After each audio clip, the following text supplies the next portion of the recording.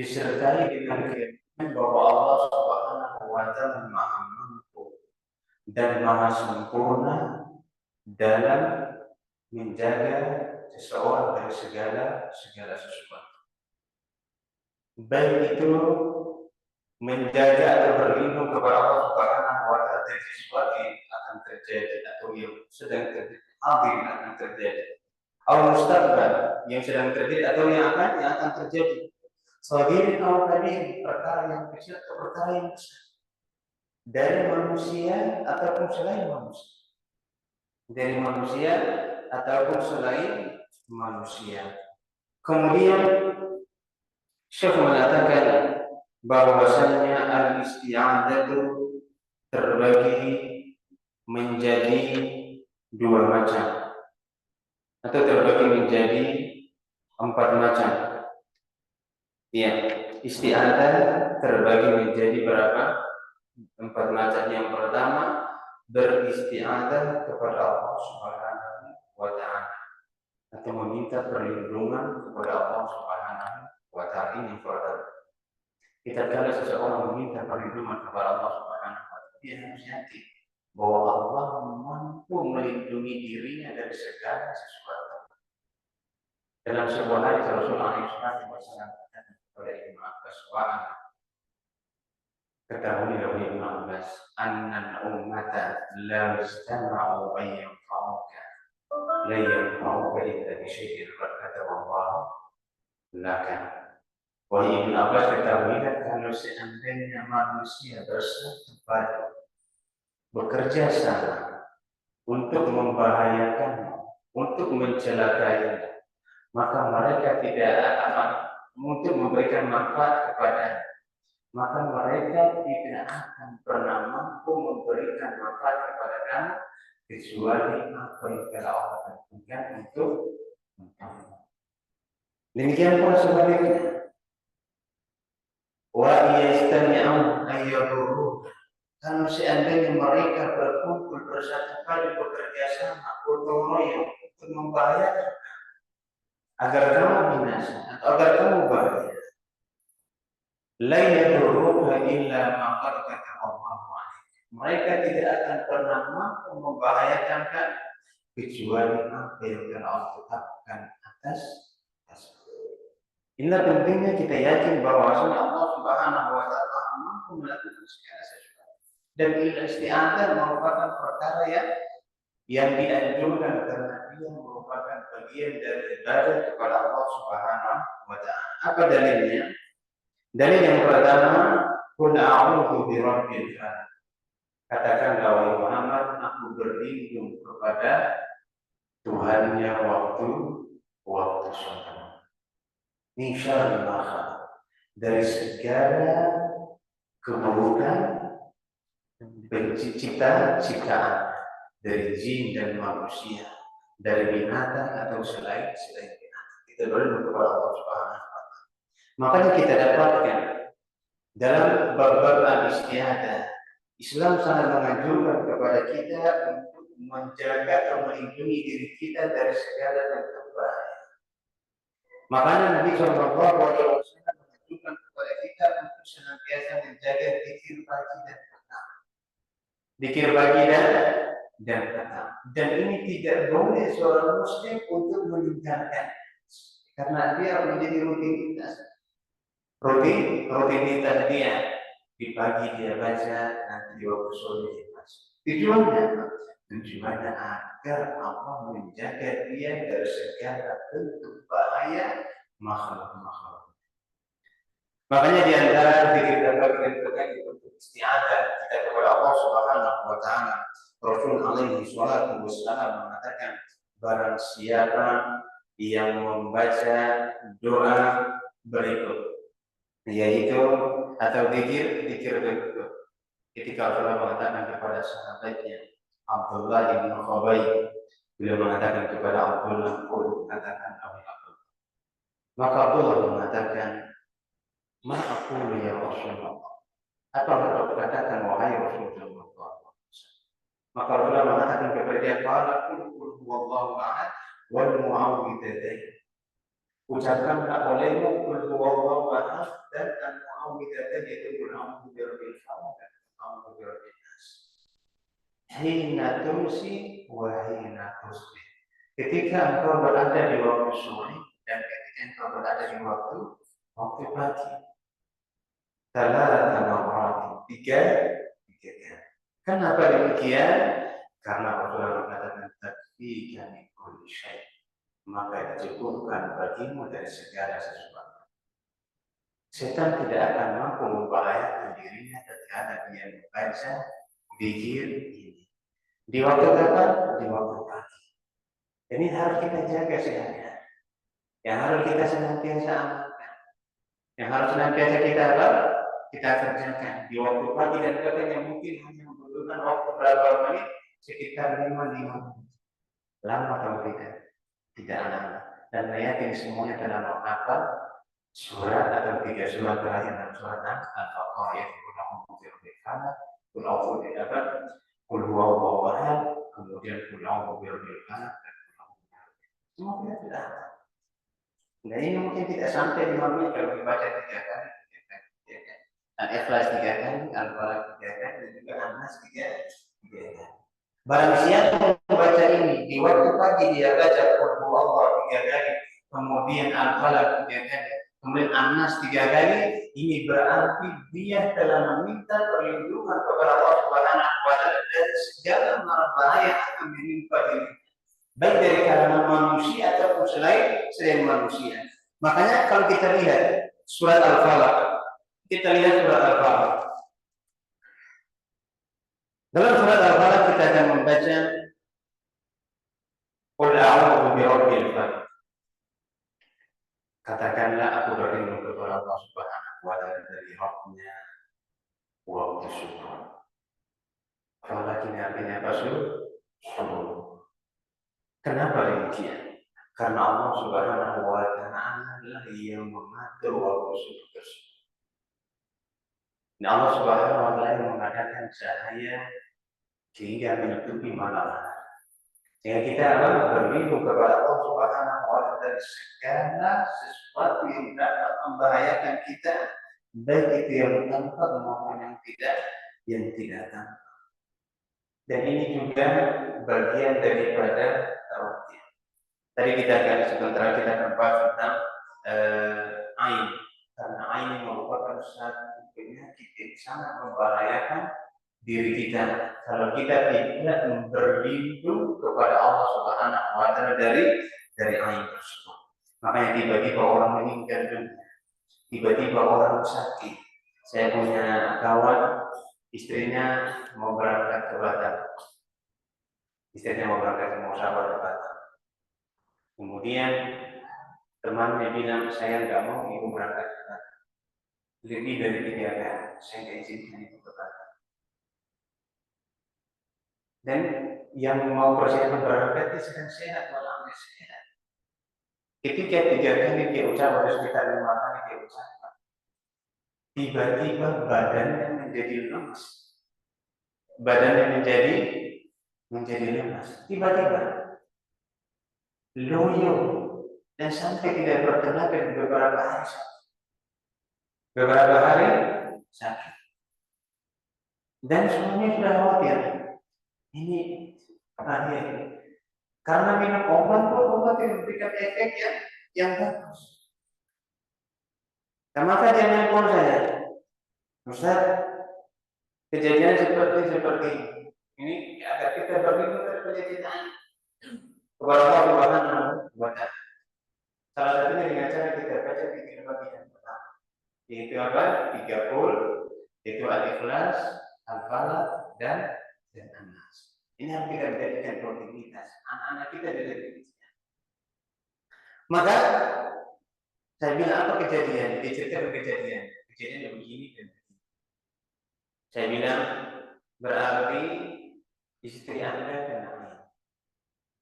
Istri Anda kena air. Dan apa solusinya? Solusinya cuma satu, nggak ada dua. Solusinya cuma satu. Solusinya kamu panggil teman yang ngomong seperti itu. Panggil dia, kemudian suruh dia berwudu. minta dia berwudu di sebuah wadah dia berwudu di situ. Kemudian setelah dia berwudu, bekas atau sisa air wudu yang ada di dalam wadah itu digunakan untuk mandi.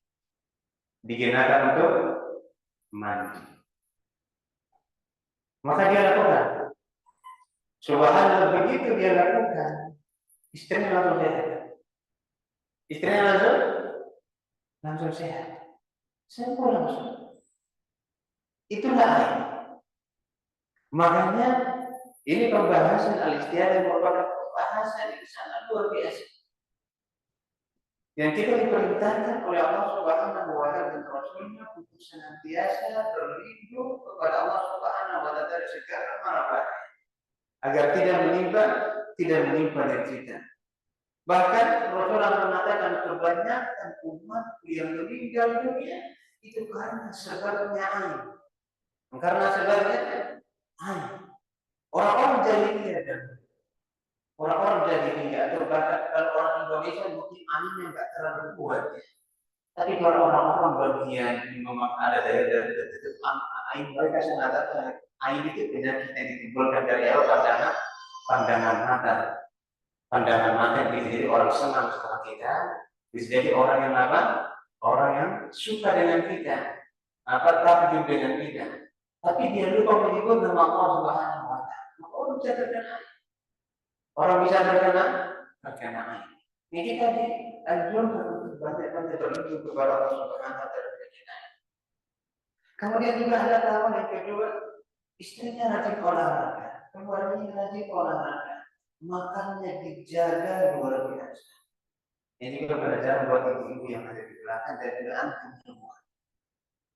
Subhanallah, suatu hari ya, orang yang biasa jaga makan biasanya pasti jantungnya sehat. Subhanallah, ketika istrinya sakit periksa ke dokter, ternyata istrinya sakit jantung koroner. Apa sebabnya? Sebabnya karena istrinya suka posting aktivitas dia di media sosial. Di media sosial. Saya punya anak kecil, umur sekarang sudah 4 tahun. Satu hari diposting oleh istri saya, tadi hanya berbentuk suara. Subhanallah, setelah diposting tidak lama anak ini sakit, muntah. Seperti saya udah khawatir. Saya tanya istri, ada apa? Tadi diposting nggak? Ada posting di WhatsApp atau di Instagram. Ini anak. Kata istri dia, tolong dihapus. Dihapus postingannya, kemudian saya rukyah, langsung sembuh. Ini air. Tiba-tiba anak itu sakit. Itu terkadang karena sebabnya air. Makanya kita berlindung kepada Allah Subhanahu wa Ta'ala dari air. Kalau kita kembali lebih nanti tentang bagaimana kita berlindung kepada Allah Subhanahu wa Ta'ala dari semua hal atau dari segala hal yang dapat membahayakan diri kita. Min syarri ma khalaq, dari seluruh kejelekan atau keburukan ciptaan Allah Subhanahu wa Ta'ala. Kata Syekh, hadza yashmalu syarra jami'al makhluqat. Ini mencakup semua keburukan makhluk Allah Subhanahu wa Ta'ala. Yasta'idzu billahi min syarri jami'il makhluqat. Maka dia berlindung kepada Allah Subhanahu wa Ta'ala dari keburukan semua makhluk. Hada yakfika an kulli isti'adah. Dan ini akan mencukupkan kamu dari semua isti'adah. Jadi kita membaca qul huwallahu ahad 3 kali, qul a'udzu birabbil falaq 3 kali, dan qul a'udzu birabbin nas 3 kali di waktu pagi dan petang. Ini bentuk yang pertama, isti'adah kepada Allah Subhanahu wa Ta'ala. Beristi'adah kepada Allah Subhanahu wa Ta'ala. Demikian pula dari sihir. Beristiadah kepada Allah Subhanahu wa taala dari sihir dan guna-guna serta gangguan syaitan dan juga penting. Agar kita senantiasa meruqyah diri kita sendiri. Ketika kapan Rasulullah Shallallahu Alaihi Wasallam ketika mau tidur, apa kata Aisyah radhiyallahu taala adalah Rasulullah Shallallahu Alaihi Wasallam ketika mau tidur, beliau menggabungkan kedua tangannya seperti ini.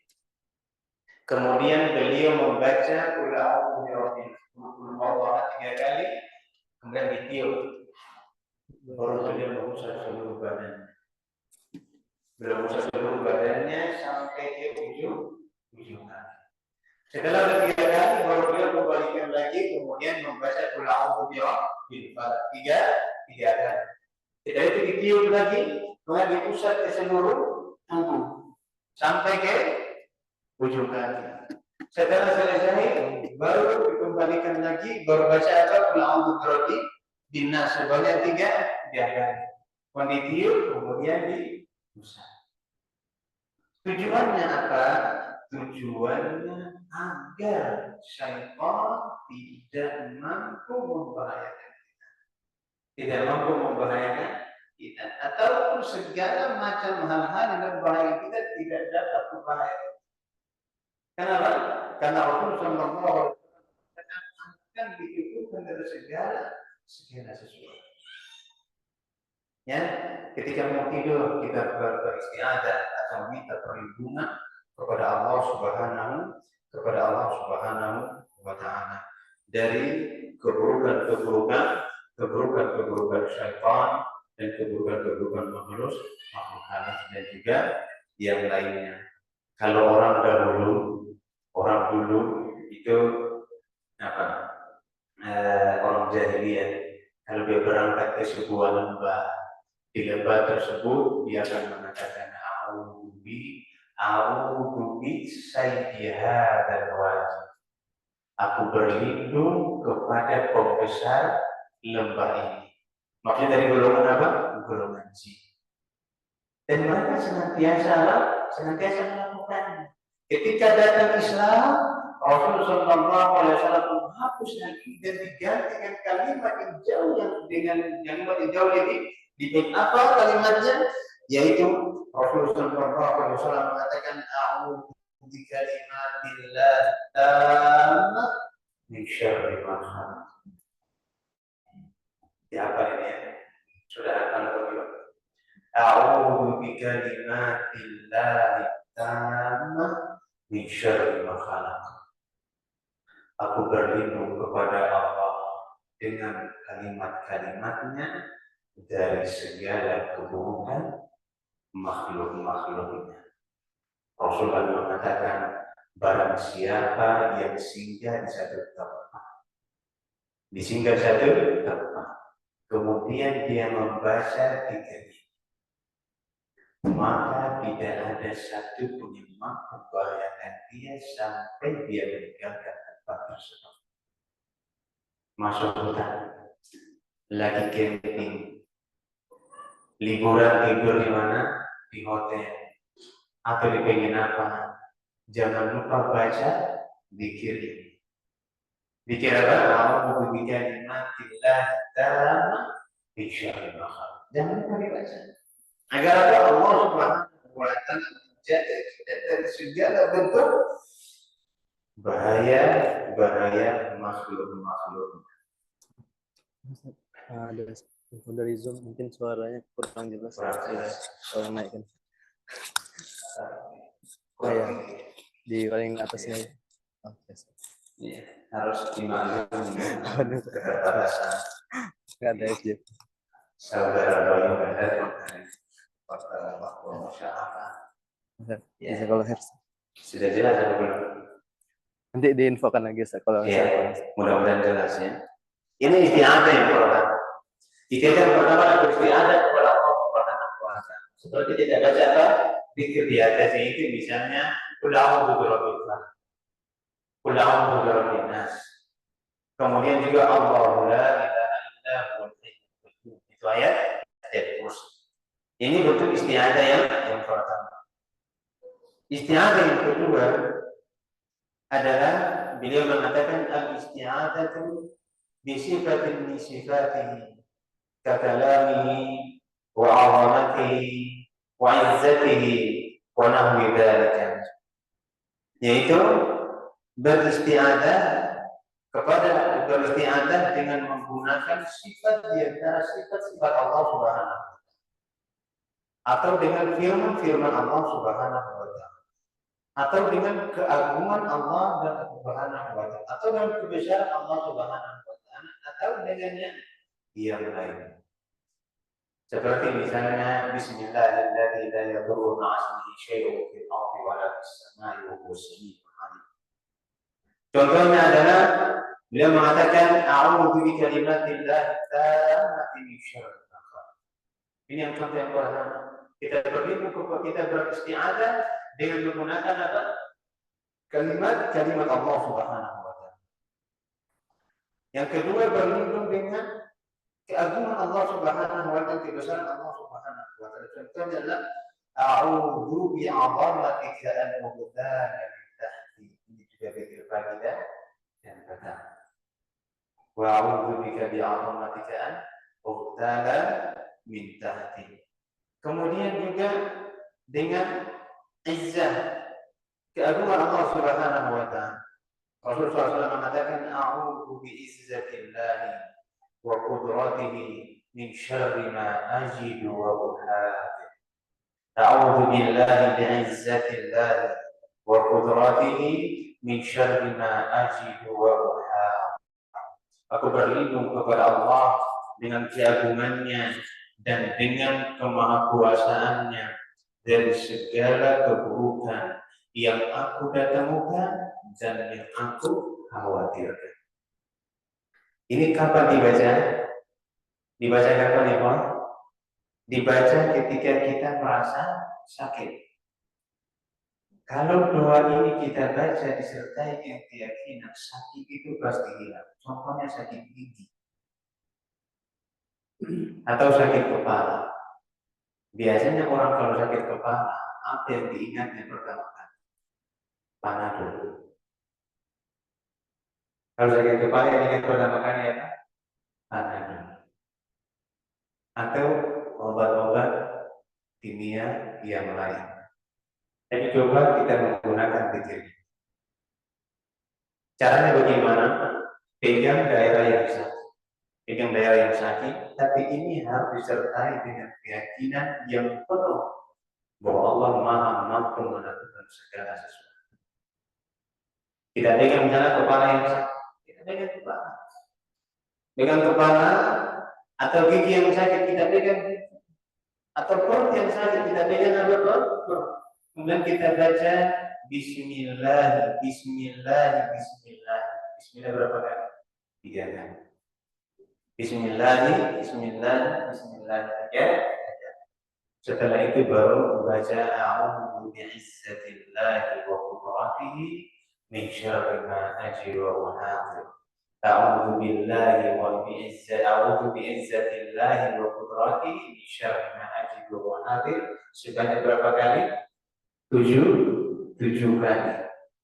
Bismillah, Bismillah, Bismillah 3 kali. Kemudian a'udzu bi'izzatillahi wa qudratihi min syarri ma ajidu wa uhadhir dibaca berapa kali?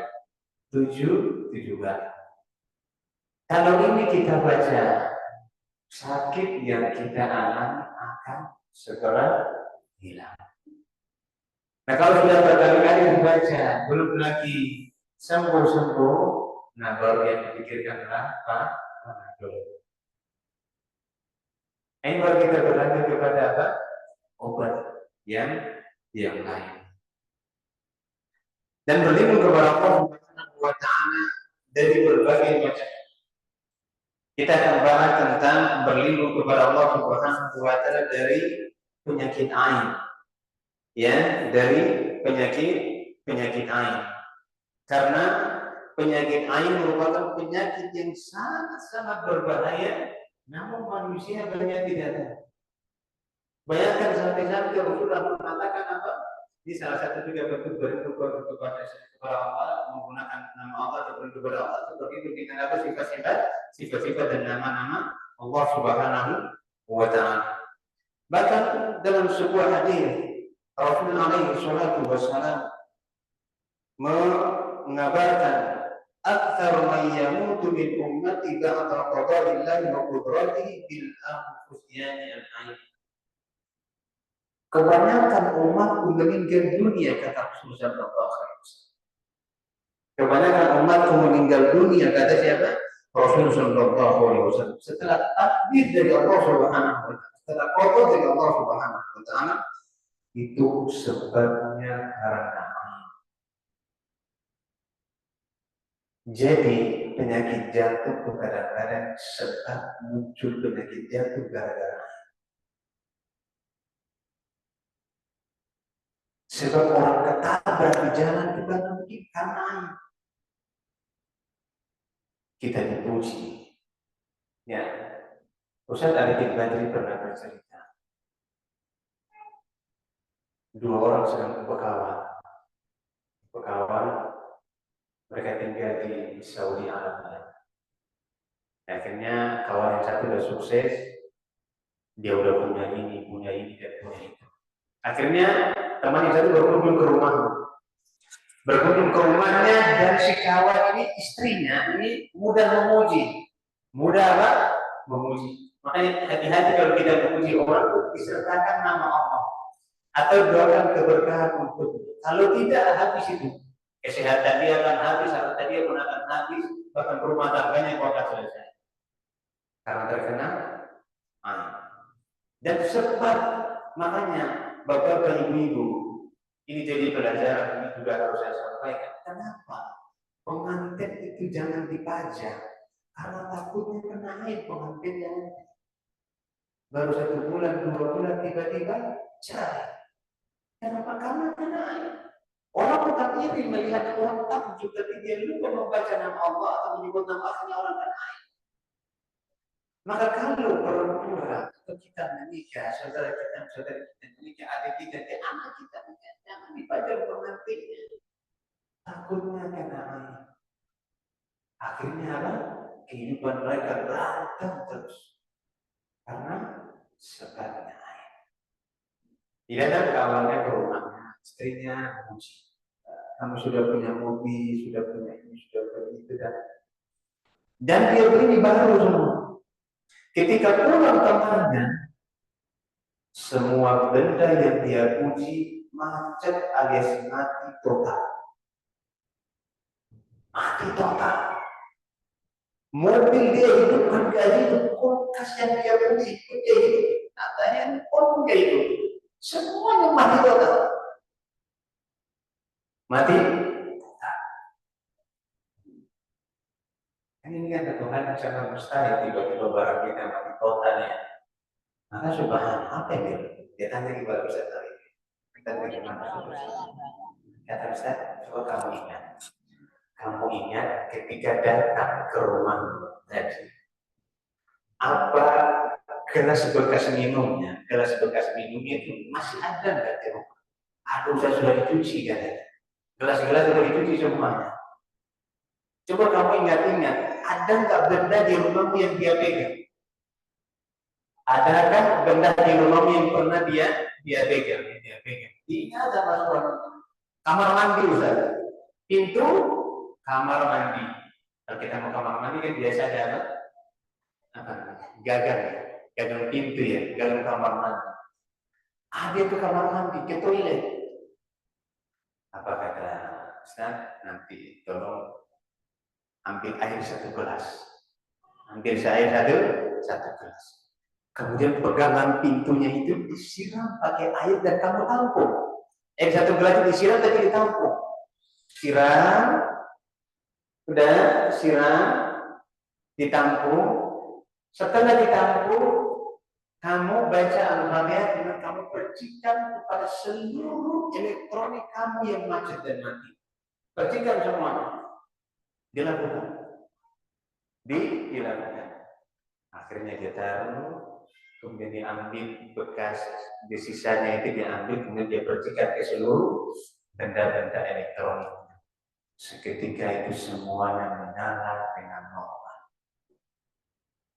Seketika itu juga semuanya hidup dengan normal. Itulah bahayanya. Anak kita misalnya penghafal Al-Quran, cerdasnya, akhlaknya baik, jangan terlalu dipuji. Ini bahaya.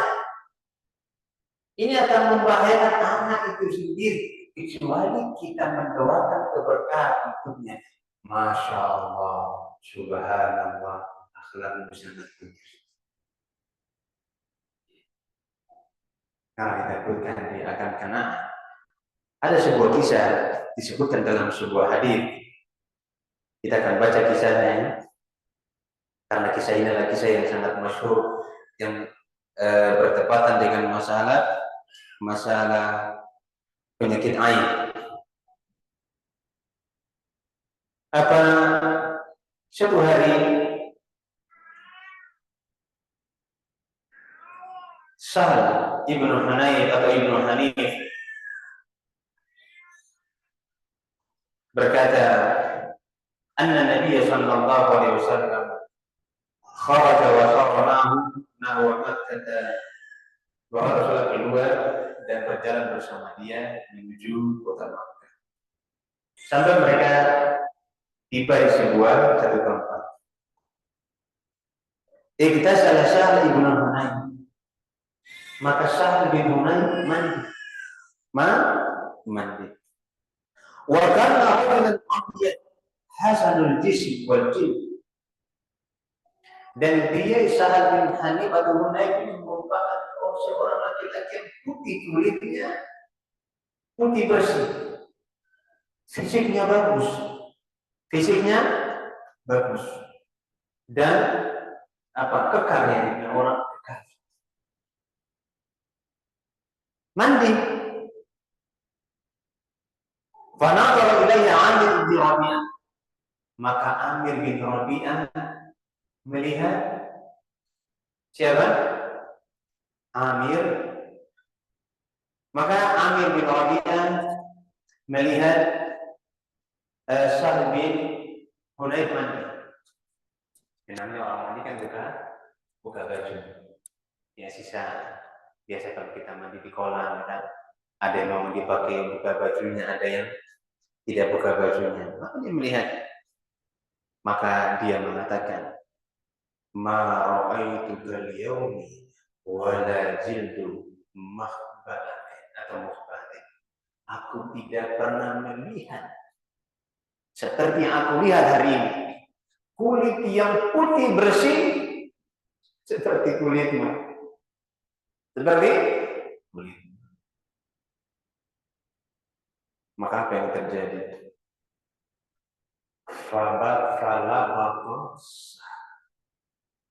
Ketika pujian itu terlontarkan, maka Sahal langsung terjatuh. Terjatuh dan kulitnya berubah menjadi hitam seketika, dan dia nggak berdaya. Dia tiba-tiba tidak berdaya karena pujian dari sahabat yang mulia Amir radhiyallahu ta'ala. Ini pujiannya bukan karena iri, tapi karena takjub. Tiba-tiba terjatuh, menghitam kulitnya, yang tadinya putih bersih menghitam kulit. Maka dikatakan kepada Rasulullah SAW, ya Rasulullah, fa'ata Rasulullah SAW, faqila ya Rasulullah, maka Sahal mendatangi Rasulullah SAW dalam keadaan lemas, dalam keadaan kulitnya sudah berubah. Maka dia datang kepada Rasulullah SAW, maka dikatakan kepada Rasulullah, halaka insyaAllah ma yarfa'as. Wahai Rasulullah, dikatakan kepada Rasulullah, apakah engkau punya obat untuk mengobati Sahal? Sungguh Sahal tidak lagi mampu mengangkat kepalanya. Ya, ini dari kekar, dari bagus, tiba-tiba kan Maka Rasulullah SAW mengatakan, hal tatahamuna fihi min ahli. Apakah ada salah satu di antara kamu yang memuji saya? Yang memuji siapa? Sahal. Maka mereka mengatakan, na'am ya Rasulullah. Qalu nadhara ilayhi Amir bin Rabi'ah. Ya Rasulullah, Amir bin Rabi'ah memandangnya, melihatnya. Fada'a Rasulullah Amir fataghayyara alaihi. Maka Rasulullah memanggil Amir bin Rabi'ah. Dan Rasulullah sangat marah kepada Amir. Wa qala, ini lihat ya, sabda Nabi tentang apa kata Rasulullah SAW? Ala la yaqtulu ahadun akhar. Ala la yaqtulu ahadun akhar. Apa artinya? Tiga-tiganya salah satu di antara kalian membunuh saudara. Membunuh siapa saudara? Faqala lahu iktasib. Beliau mengatakan, hala idza ra'aita ma yu'jibuka barrata. Kenapa apabila engkau melihat sesuatu yang menakjubkan, menyenangkan, engkau tidak mendoakan keberkahan untuknya, wahai Amir. Maka Rasulullah mengatakan kepadanya, tumakal iktasib, mandilah kamu. Maka Amir mandi. Faghasala wajhahu wa yadayhi wa mirfaqaihi wa raqabatayhi wa atrafi rijlaihi wa dakhilan izarihi. Maka dia kemudian mencuci kedua tangannya, mencuci mukanya, kemudian mencuci sampai siku-sikunya dan kedua kakinya, dan kemudian baju yang bagian dalamnya. Setelah itu bekasnya itu diperintahkan Nabi untuk dimandikan kepada Sa'd bin Hanif.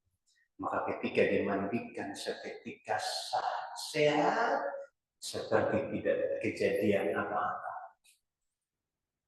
Seperti tidak ada kejadian apa.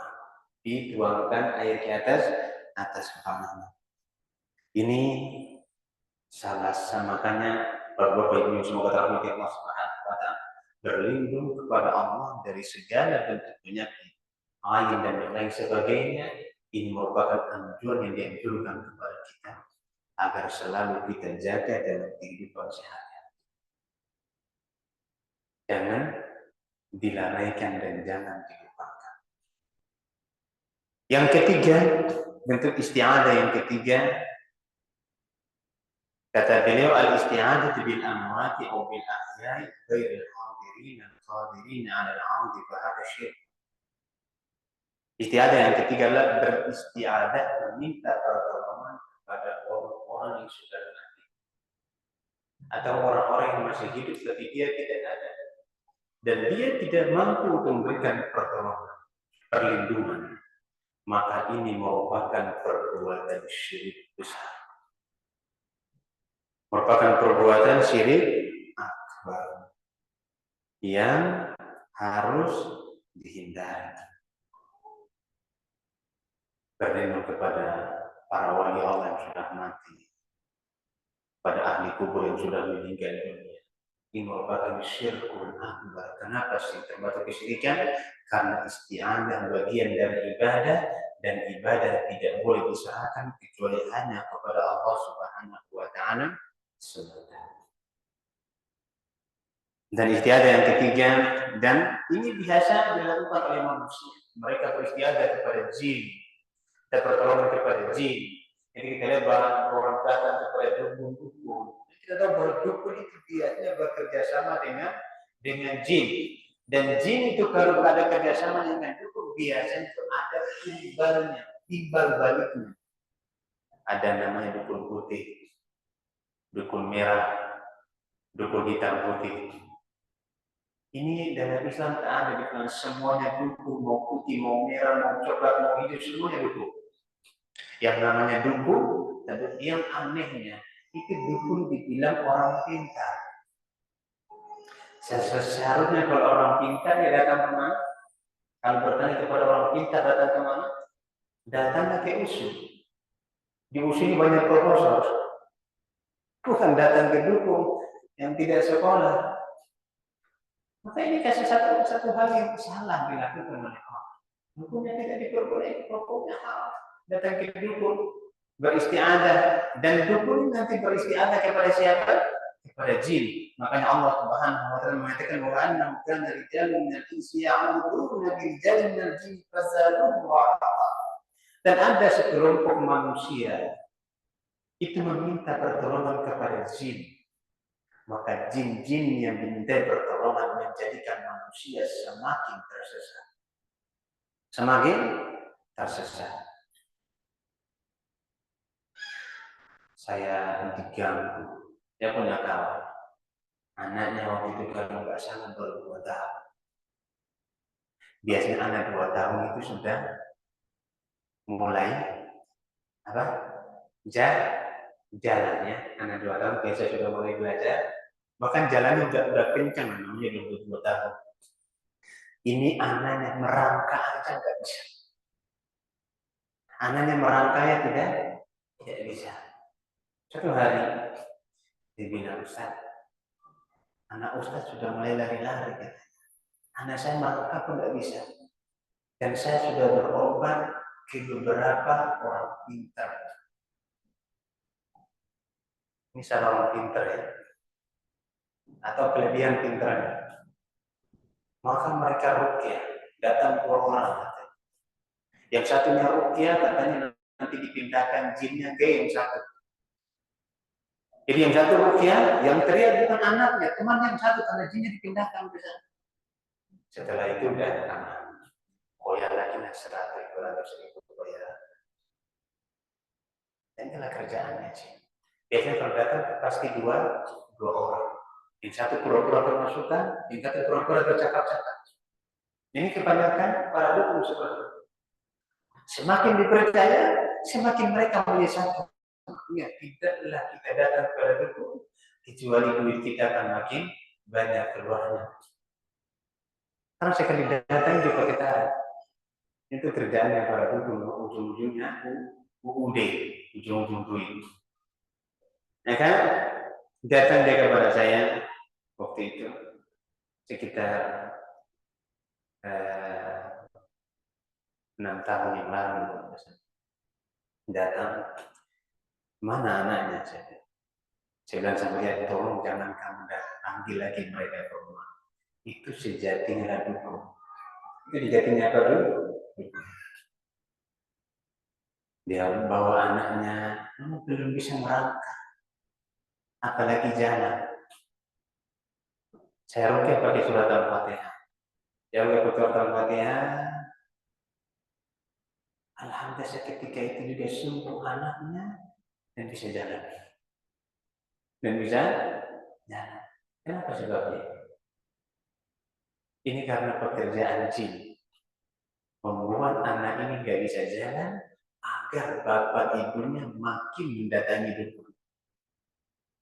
Sehingga dukun atau jin makin membuat manusia semakin tersesat dan jauh dari Allah Subhanahu wa taala. Maka hati-hati. Ini hukumnya diharamkan. Dan yang keempat adalah al-isti'adzatu bima yakunul a'udzu bihi minal makhluqin bashar al-amaki wa ghairiha fa hadza zaid. Yang keempat adalah beristi'adzah kepada orang yang mampu melindungi kita. Maka ini boleh. Tidak apa-apa.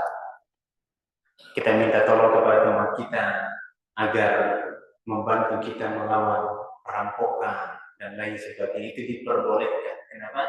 Karena ini merupakan amrul mubah, perkara yang mubah. Ini pembahasan isti'adzah sedikit yang saya sampaikan. Mudah-mudahan bermanfaat untuk kita semuanya. Bagi yang mau bertanya, kami persilakan dengan tulisan biar kita bisa membacakan tulisan-tulisannya.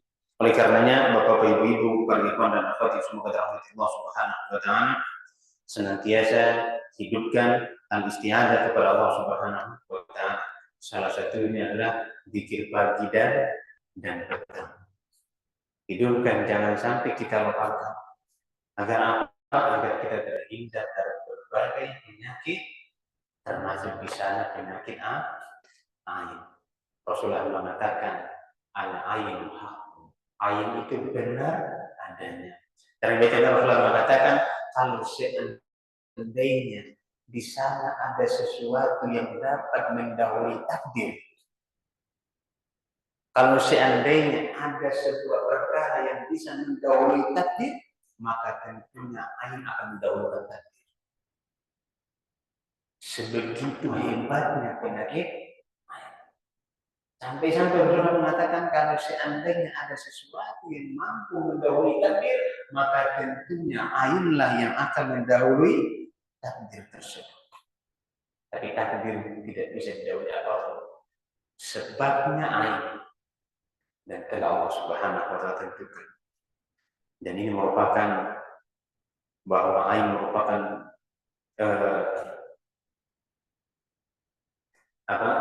penyakit yang sangat membahayakan kita. Dan salah satu cara mengobati diri dari penyakit ain adalah sebagaimana kata Aisyah radhiyallahu taala anha qalat kana ya'muru al-ain fa yatawadda thumma yaghtasil minhu al-ain atau an-ain. Rasulullah ketika ada orang kena ain, maka Rasulullah perintahkan orang yang mengaini. Ya, pas enggak bahasa saya? Pas enggak itu? Pas ya? Untuk berwudu. Untuk apa? Berwudu. Setelah orang yang mengaini berwudu, baru bekas wudunya, sisa air wudunya itu digunakan mandi oleh orang yang terkena ain. Digunakan mandi oleh orang yang terkena ain. Lalu satu gayung misalnya bisa juga dicampur dengan airnya atau langsung disiramkan kepada orang yang terkena ain, maka seketika itu juga akan sembuh secara total. Seketika itu juga akan sembuh secara total. Dan jangan pernah kita remehkan ain sehingga aktivitas rumah tangga, ya bapak-bapak jangan pernah posting anak-anak di WhatsApp, status WhatsApp, posting istrinya di status WhatsApp atau di Instagram. Itu jangan sampai dilakukan karena bisa jadi mereka terkena ain yang hal tersebut akan membahayakan diri mereka sendiri. Kita akhirnya repot bagaimana cara mengobatinya. Dan banyak ain itu terjangkit. Dan makanya kalau kita muji anak kita, jangan terlalu berlebihan mujinya. Tiba-tiba nanti anaknya terjangkit penyakit yang kita sendiri bingung mengobatinya. Anak laki-laki kita puji, kamu ganteng, kulitmu Masya Allah, kulitmu putih, tapi kita tidak menyebutkan nama Allah. Tiba-tiba anaknya nanti terjangkit penyakit LGBT. Itu juga bisa. Dan itu akan berbahaya. Karena pujian itu akan membahayakan seseorang. Makanya kalau kita mau memuji, hendaklah kita doakan keberkahan untuk orang yang kita puji. Makanya Imam Syafi'i rahimahullah mengatakan, kalau kamu melihat orang yang memuji, ambil pasir, taburkan ke wajah. Ya, ambillah pasir dan lempar ke mukanya. Ini jangan dipraktekkan ya. Artinya di sini Imam Syafi'i mengingatkan kepada kita bahwa yang memuji itu jangan terlalu berlebihan. Jangan sampai orang yang dipuji celaka gara-gara sebab pujian. Kalau tidak ada pertanyaan, kita cukup sampai di sini. Barakallahu fikum. Semoga sedikit kajian kita sampaikan bermanfaat untuk kita semuanya. Wallahu ta'ala a'lam bishawab. Kita tutup doa majelis. Suaranya jelas sampai ke belakang. Suaranya jelas apa? Ya, jelas. Ibu jelas suaranya? Hah? Jelas, alhamdulillah. Enggak ada pertanyaan ibu-ibu? Kalau tidak ada kita cukup. Allah Ta'ala a'lam bishawab. Subhanakallahumma wa bihamdika asyhadu an la ilaha illa anta astaghfiruka wa atubu ilaik. Wassalamualaikum warahmatullahi wabarakatuh.